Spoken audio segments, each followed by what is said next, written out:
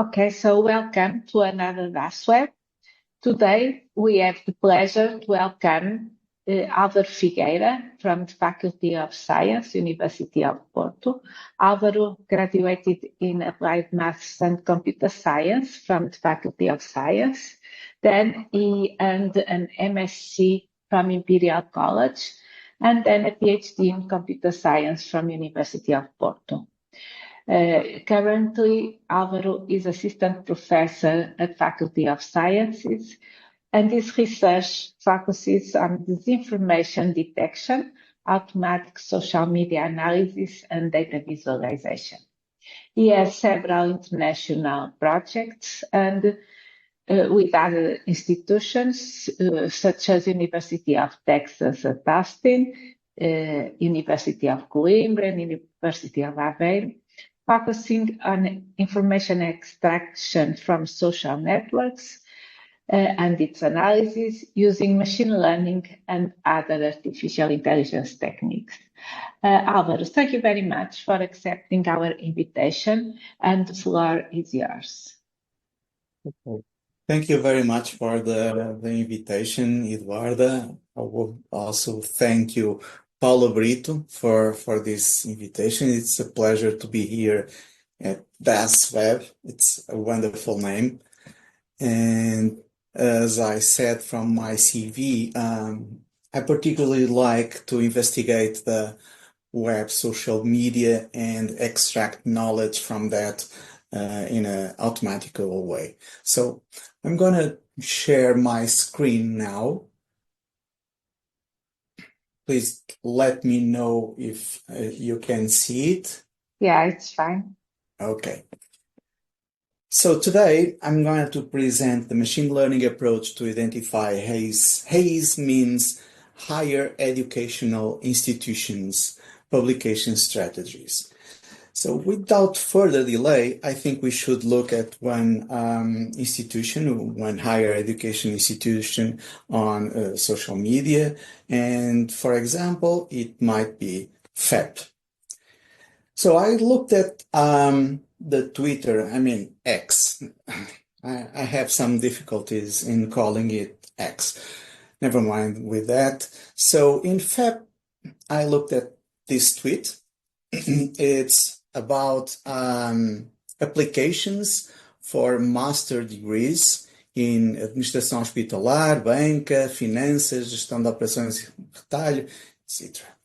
Then I saw this tweet about a seminar, okay? And I noticed also this tweet.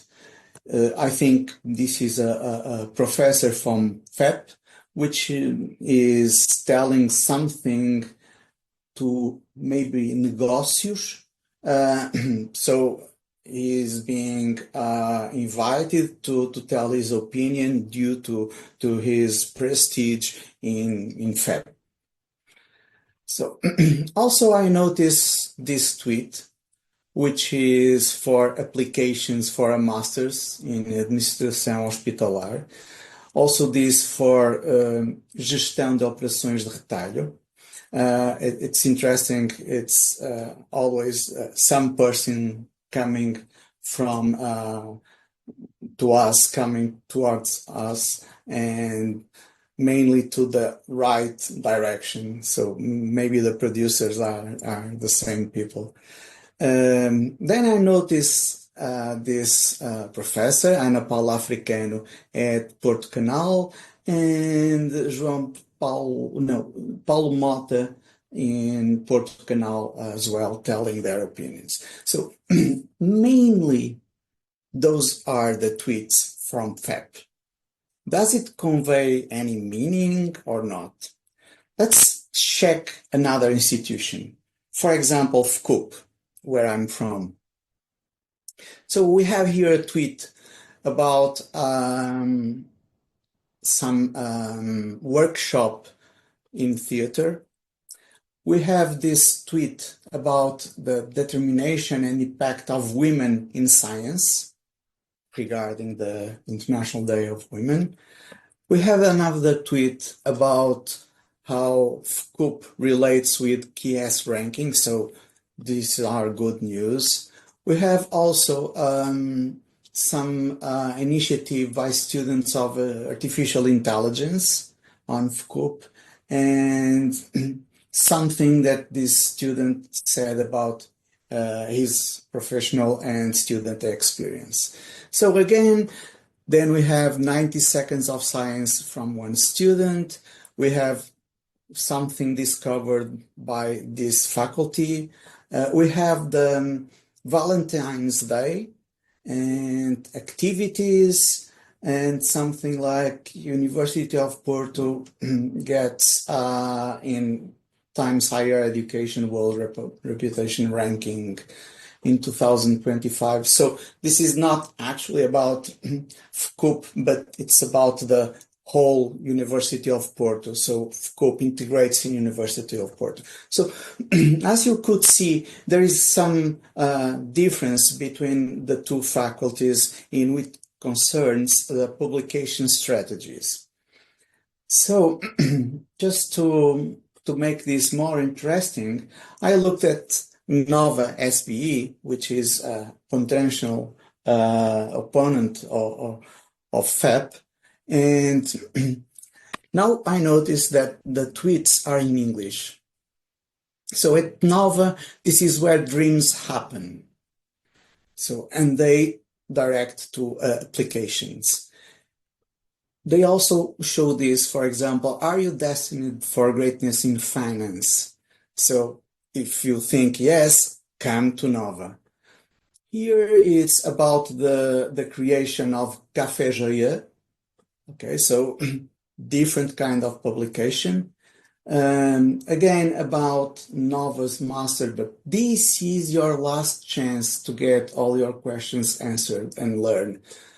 Okay, and again, this is about students that leave Nova and get hired by Google, Deloitte, UNESCO, and others.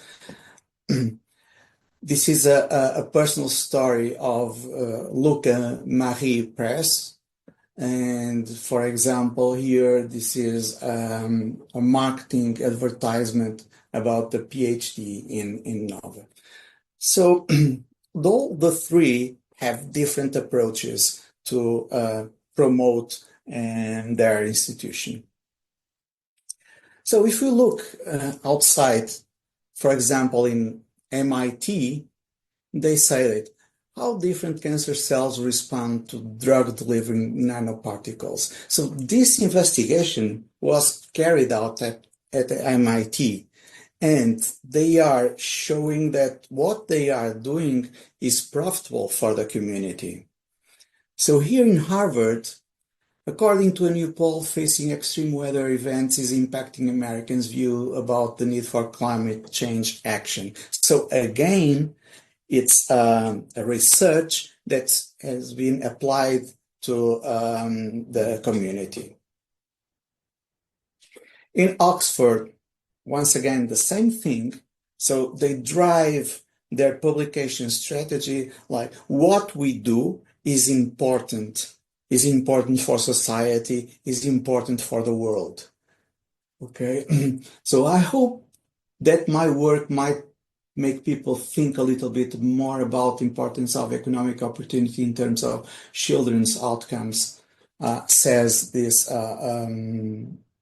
Professor Sander Black from Columbia University. So clearly, we are doing something quite different from those Ivy League institutions. So I try to understand if there is a connection between the ranking of institutions and the strategy of the institutions. So for example, here we have Imperial College saying that they are second in the world, first in UK and Europe. And for example, in Harvard University, you just see people outside the university probably trading goods or even offering goods. So those posts are so much different. So the first one is about promoting the institution itself. So it's about the image. And the second one is not about promoting. Well, at the end, it is promoting, but it's by saying that we are good for the society, we are good for the economy and for the people, ultimately. So global university rankings provide some key insights into higher institutions, performance, reputation, standing, and so on. And they have social media strategies to make them more engaged and even to make people like them more. Okay, so our research explores the intersection of social media and traditional university success metrics. Therefore, if you look this into the perspective of the universities, they want to have access to most talented students. They want to recruit renowned researchers and to increase, of course, project acceptance and fundraising.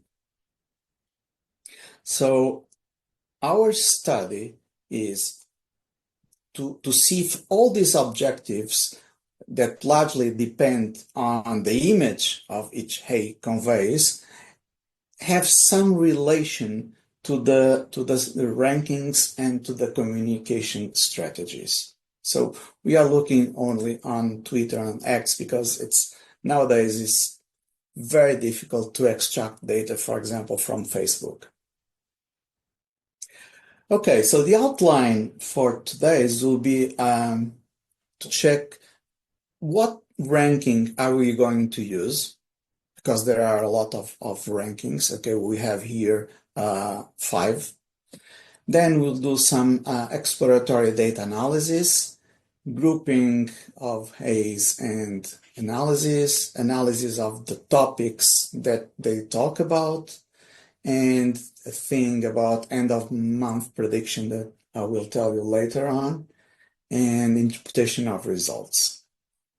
So first, which ranking are we using to relate those universities with their publications? So we have some of them to choose from, and our idea could be to create a new ranking that resembles those, or, for example, to use one ranking that is most likely to others. So we took this second approach, and we use size overlap, Spearman's foot rule, and measure to check how the rankings correspond to each other. So we have this kind of results for the Spearman's foot rule F and for the inverse rank M. And this will lead us to CVUR being the most similar to the others. Okay, so actually the best performance is ARW, while the worst is KS, but the second best is CVUR. Why did we choose CVUR over ARW? Because ARW does not individually rank institutions below position 100. So we want to have a sample of more than just the first 100 ranking institutions. Therefore, we couldn't use this one. So we went to the second best, which was CVUR.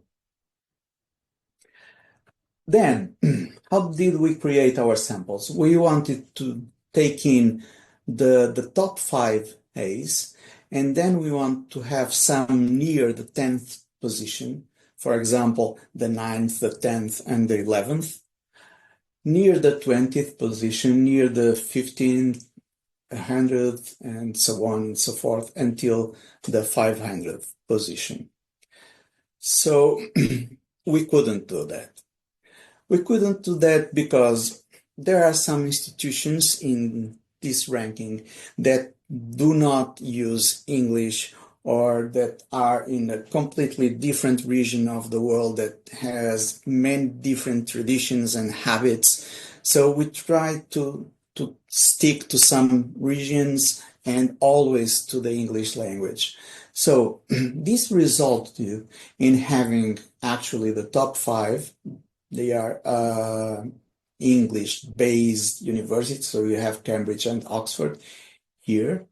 Then we have the 10th, and then, for example, we need to have the 18th, the 20th, the 50th, and so on. So the sample is not completely perfect with our intentions, but that's what we could get from provided we had those concerns about language and regions. So in the exploratory data analysis, we try to see when the academic year began and when it ended. So we have to take just the common part of the time period. We looked at when the institutions published during the day. Here you have hours, and here you have days of the week. So eventually, if you look at a very perfect square somewhere, it means that they don't publish below certain hours and above certain hours, for example. So this is the working time for Oxford. But look, for example, in Harvard, they work at 20 hours, okay? And here as well. So institutions are a bit different from themselves. Another thing is about highest publication frequency, which is Oxford, and they have strong audience. This is the retweet distribution, which means interest on the publication. So you have Harvard and MIT first.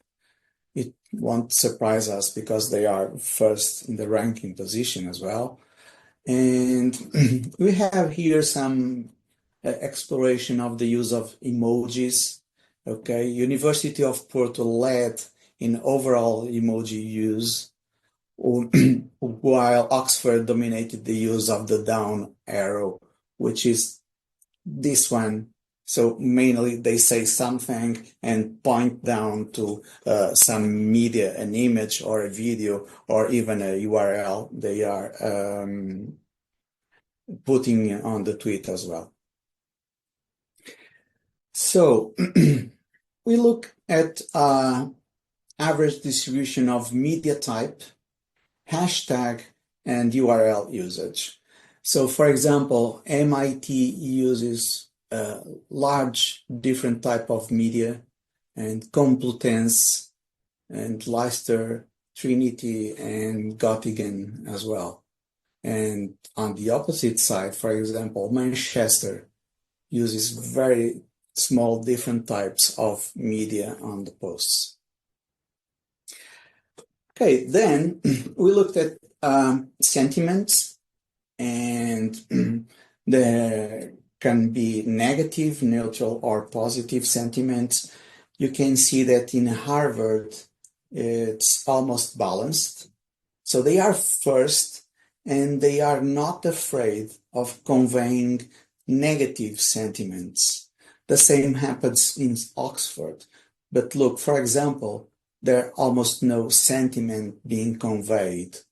Okay, and in certain universities, for example, in Leicester, it's more about being positive than being negative.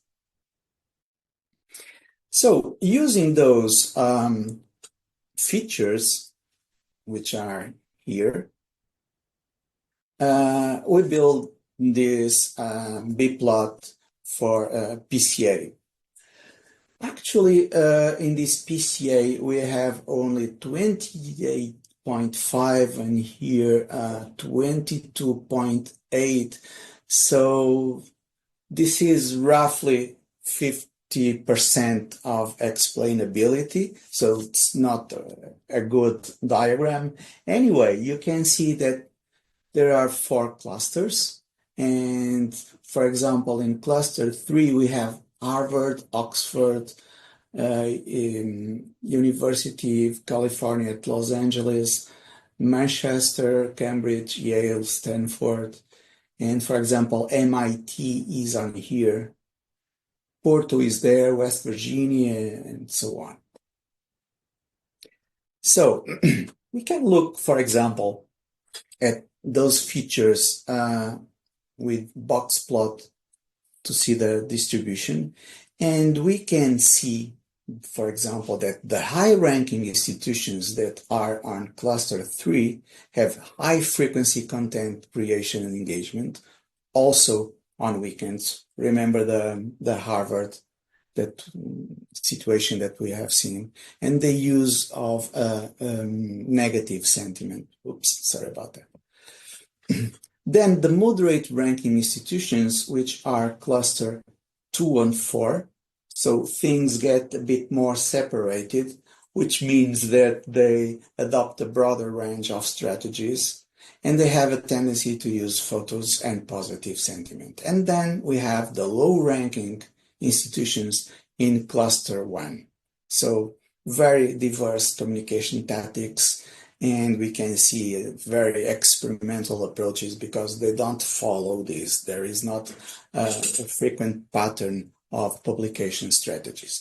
And those are just the external features of each post, each tweet. So now we are going to look at the content of what the post is all about. What are they saying?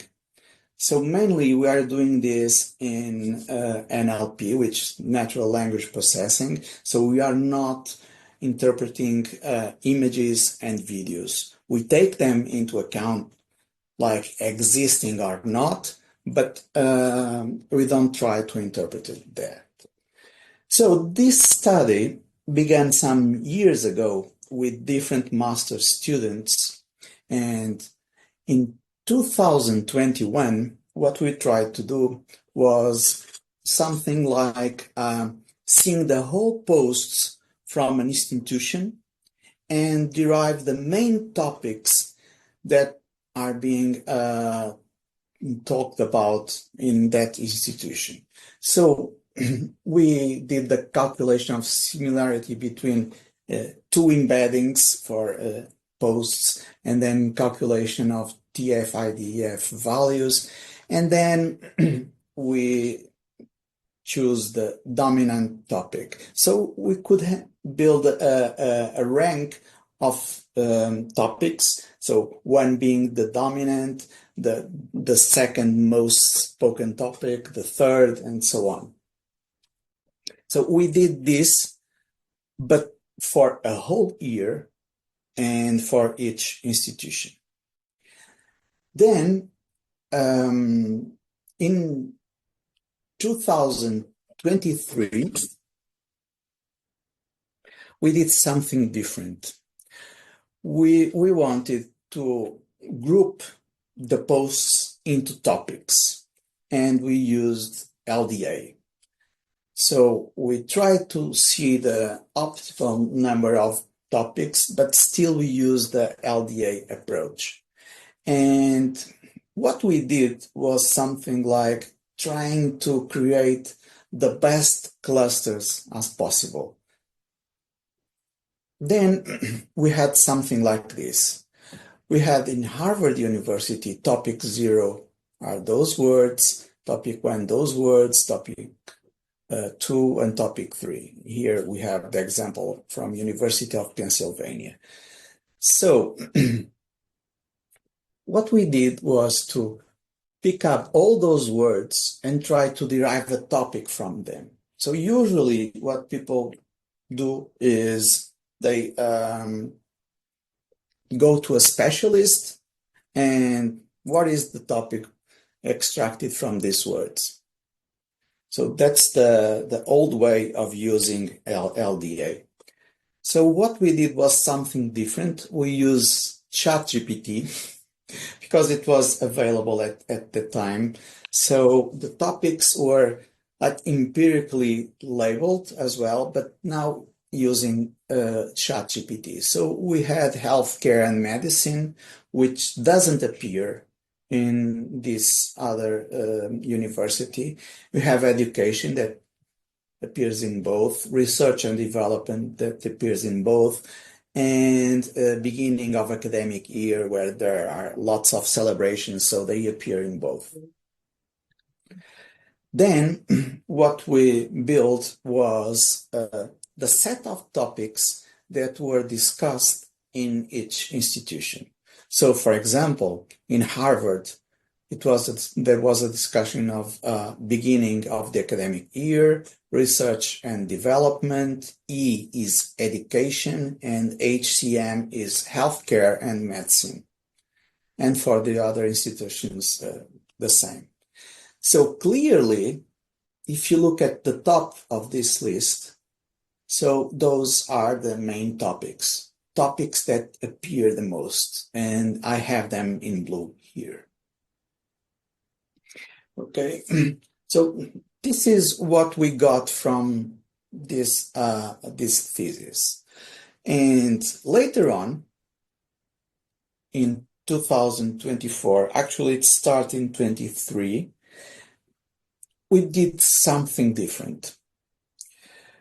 We tried to label each tweet with a topic. And with the knowledge from the last study, we understood that we have to label the topic into one of these 4 categories. So is it about education?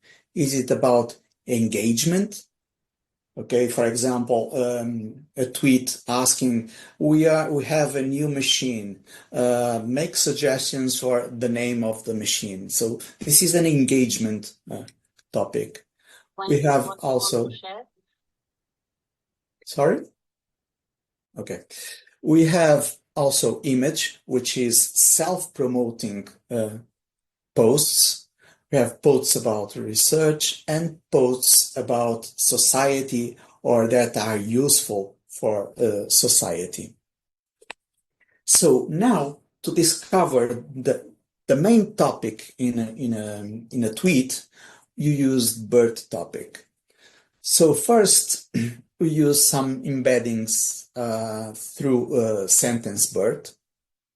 Then we did some dimensionality reduction using UMAP, and then the high density scan for clustering. We got very dense clusters, and we did the topic representation with the class TF-IDF, which was improved by doing first a count vectorizer. So in the step 2, what we got was a cluster. For example, cluster 0 is congratulations, welcome, soon, delighted. Cluster 2 is club, medals, year, sports. So as you can see, this is related. So 3, universe, astronomers, galaxies, stars, and so on. So we have collected a large number of topics. But then what we wanted to do was to map those clusters into those categories.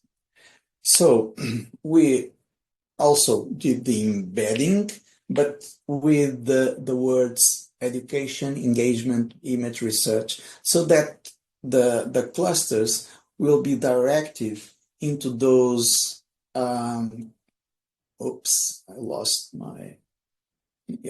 into those 5 categories. In the first results, we found out that this wasn't enough. The topics discovered by BERT topic were too vague, and we need something else to force them to go into the 5 categories that we wanted. So we did some injection of words for each of these 5 categories. So each category got about 15 words that we decided would be helpful. They would be embedded as well in the same model, and then the result together was used to post each tweet into one of those labels. So a tweet might be about education, image. So this is one institution. For example, the first tweet might be about education, the second about image, the third about education again, then society, then research and engagement. So we try to see the sequence of tweets and the topics that are conveyed in each tweet. So we did some analysis of the assigned topics. This is quite small, but anyway, you can see that, for example, in MIT, this red part is bigger than in the others, which means image. They have a concern about their own image. You can see, for example, that in West Virginia, society is important for them as well. And you can see that during the year, the importance of some category increases or diminishes. So we can also see from a particular period of time. So this is just less than a month. It's about 1 week. And we see that in Harvard, they distribute the tweets a lot throughout the topics. You can see, for example, that here in Porto, topics are mostly about education, and West Virginia, the same, is mostly education and engagement. So you can look and try to understand the strategy. What we did was to reach these conclusions. Education stands out as the dominant topic in most institutions, followed by research, while image was the lowest frequency of publications. So in high-ranking institutions, we have a combination of education and research to engage audiences. Okay. In moderate-ranking institutions, they use image alongside with research. And stable trends and strategies they don't differ much. So in low-ranking institutions, it's mostly education. So here in low-ranking would be Porto and West Virginia. In Coimbra, there are some difference on the topics. And limit research focus as well. So what we did next was to try to predict the category of the next post. And we did this in every month. So we got until the 5 last days of the month, and we tried to predict the next post. And then having that, trying to predict the next, and having that, trying to predict the next. So eventually, we could come up with 1 post on 1 day, 2 posts on the second day, or 3 or 4, or even 10. It depends on the frequency of the post. So we are trying just to predict the last 5 days of the month, knowing the previous days.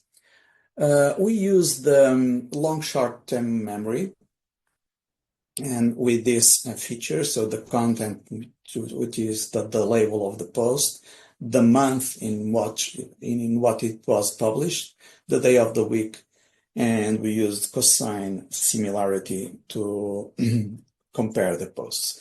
So with respect to predictions, we got something like this on this top.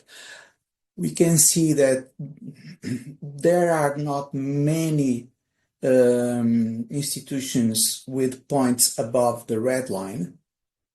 But one important thing is that the largest points are usually above the red line.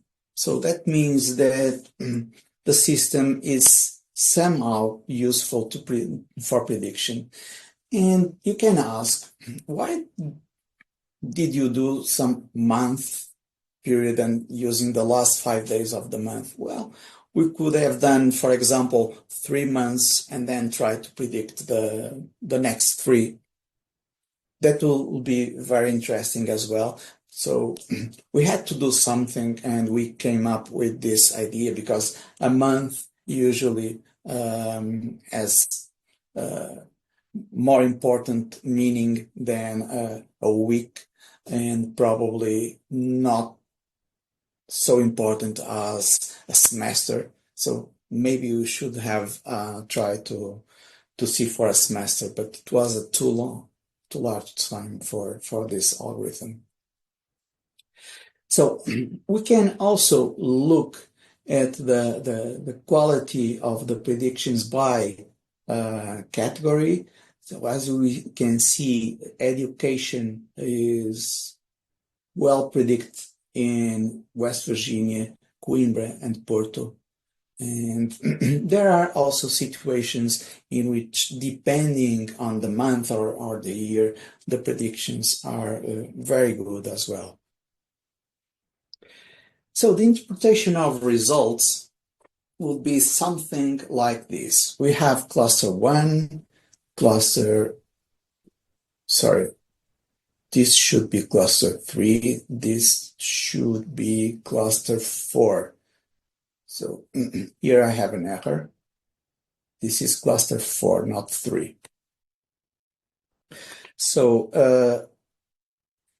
high-ranking institutions, which are those, handle varied subjects with predictions consistently above the baseline. So we are nearly capable of predicting that with an interesting accuracy. So moderate ranking institutions, which would be this cluster and that cluster, consistent research focus and solid prediction accuracy.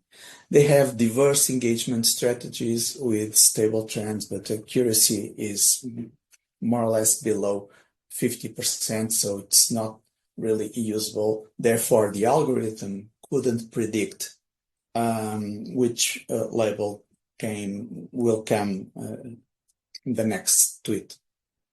And with low-ranking institutions, which is here represented by West Virginia and Porto, primarily focus on education and engagement with moderate prediction accuracy. So we also have limited research content leads to variable prediction accuracy in, for example, society topics. And I think that's it. I hope you have enjoyed.